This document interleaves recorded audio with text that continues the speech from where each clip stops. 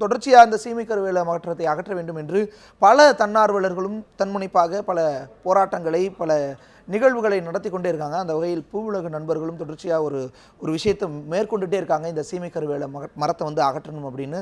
அவர்களுள் ஒருவரான வெற்றியோடு நம்முடைய செய்தியாளர் கிருத்திகா நடத்தியிருந்த ஒரு கலந்துரையாடல் இருக்கிறது, பார்க்கலாம். சீமை கருவேல மரங்களை அகற்றுவதற்கான பணிகள் தற்பொழுது தொடர்ந்து நடைபெற்று வருகிறது. அரசு மக்களை எங்கிருக்கிறதோ அதே இடங்களில் அவர்களுடைய வீட்டை சுற்றி இருக்கக்கூடிய கருவேல மரங்களை அகற்ற வேண்டும் என உத்தரவிட்டுள்ளது. இது குறித்து நம்மோடு பேசுவதற்காக பூவுலகின் நண்பர்கள் அமைப்பை சேர்ந்த திரு வெற்றி அவர்கள் இருக்கிறார். அவரோடு பேசுவோம். சார் வணக்கம்.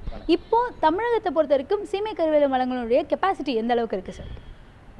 இது கரெக்டாக நம்ம ஒரு டேட்டாஸ் இல்லை, பிரச்சனை அது இவ்வளோ எக்ஸாக்டாக இந்த இடத்துல தான் இருக்குங்க. ஏன்னா தமிழகம் ஃபுல்லாக இது இருக்கக்கூடிய ஒரு பிரச்சனை. அது ஒரு 1.5 லட்சம் ஏக்கர் அளவுக்கு இந்த சீமை கருவேலங்கள் எல்லா இடத்துலையும் பறந்து இருக்கிறதாக தான் நமக்கு தகவல் இருக்குது. ஆனால் குறிப்பாக இவ்வளோ அளவுக்கு தான் இருக்குது அப்படிங்கிறது நம்மளால் எக்ஸாக்டான சொல்கிறதுக்கான புள்ளி விவரங்கள் அரசிடமே இல்லை என்பது தான் இப்போ நிதர்சனமான உண்மை. இதில் இருக்கிற பிரச்சனை சார், அதாவது இப்போது இந்த மரங்களை அகற்றணும் அப்படிங்கிறத அரசு தெரிவிச்சிருக்காங்க. இந்த அகற்றுற இந்த ப்ராசஸில் மக்களுக்கு இல்லாத விழிப்புணர்வு என்னது?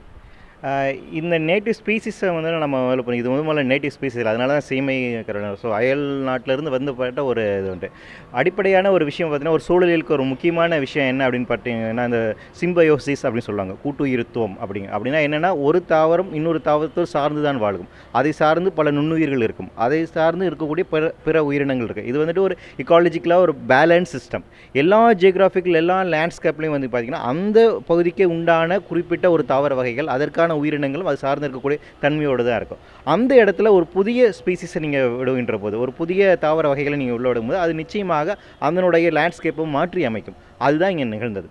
இந்த சீமை கருவேலை அப்படிங்கிறது பார்த்திங்கன்னா, இது ஒரு டெசர்ட்டில் வளரக்கூடிய ஒரு தாவர வகையை சார்ந்த, அதனால் நீரை தேடி அதிகமாக வேர் உள்ள தண்ணி நிலத்தில் போய்கிட்டே இருக்கும். எந்த இடத்துல கிடைக்குதோ அந்த இடத்துல தேடி போய்கிட்டே இருக்கும். அப்போ இந்த செடியை பொறுத்த வரைக்கும் ஒரு சின்ன அளவுக்கான ஒரு வேரை நீங்கள் விட்டு வைத்தாலும் அது திருப்பி துளித்துவிடும். இந்த ஆபத்து தான் நமக்கு இருக்குது. அப்போ நீங்கள் எடுக்க வேணும்னா அடி நுனி வேரை நீங்கள் பிடிங்க எடுக்க வேண்டிய ஒரு அவசியம் நிச்சயம் இருக்குது. அப்படியே அதை எடுத்துட்டாலும் அதை அப்படியே விட்டுட்டாலும் ஆபத்து இருக்குது. மீண்டும் அந்த இடத்த நம்ம பண்படுத்தி வேறு விதமான நம்மளுடைய நேட்டிவ் ஸ்பீசிஸ், நம்மளுடைய நேட்டிவ் வெரைட்டிஸ் மரங்களாக இருக்கலாம் அல்லது வேறு செடிகளாக இருக்கலாம், அதை நீங்கள் அந்த இடத்துல பயிரிடுவதன் மூலமாகத்தான் இதை நிச்சயமாக தடுக்க முடியும். இதை பாதி விட்டுட்டா அழிஞ்சு போகிறோம். இல்லை நீங்கள் தீக்கிட்டு கொளுத்தினால் கூட அது திருப்பி துளிர்க்கக்கூடிய தன்மை படைத்தது. ஒரு சின்ன அளவுக்கு மழை பெஞ்சதுன்னா போதும், சின்ன வேறு இருந்துச்சுன்னா போது திருப்பி துளிர் விட்டு வந்துடும். ஸோ இந்த ஒரு ஆபத்து தான் நமக்கு அதில் இருந்திருக்கு. சார், அதாவது இப்போ அரசு உத்தரவு போட்டிருக்காங்க, வீடுகளை சுற்றி இருக்கக்கூடிய மரங்களை நீங்களே அகற்றணும், இல்லைனா டபுள் த ஃபைன் அப்படிங்கிற மாதிரி சொல்லியிருக்காங்க. இதையும் தாண்டி அரசு கொடுக்க வேண்டிய விழிப்புணர்வு என்ன, அரசு செய்ய வேண்டிய விஷயங்கள் என்ன?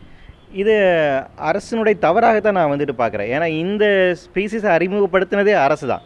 அவர்கள் தான் இதை உள்ள அனுமதித்தார்கள். இது நல்லது என்று பயிரிட சொல்வதும் அவர்கள் தான். பசுமை புரட்சி காலகட்டத்தில் இந்த பயிர் வகைகள் கொடுக்கப்படுகின்றன. எல்லா விவசாயிகிட்ட ரொம்ப நல்லது, இதை நீங்கள் ஒரு வேலிக்காத்தான் பயிர் மாதிரி பயன்படுத்துங்க அப்படின்னு நமக்கு கொடுக்கப்பட்ட ஒரு பயிர் தான். இப்போ இதுக்கான பாதிப்பு நம்ம மேலே தான் இருக்குது. இதை நீக்குவதற்கான சுமையும் நம்ம மேலே திணிப்பதனுடைய அரசனுடைய ஒரு வன்முறையாக தான் நான் பார்க்குறேன்.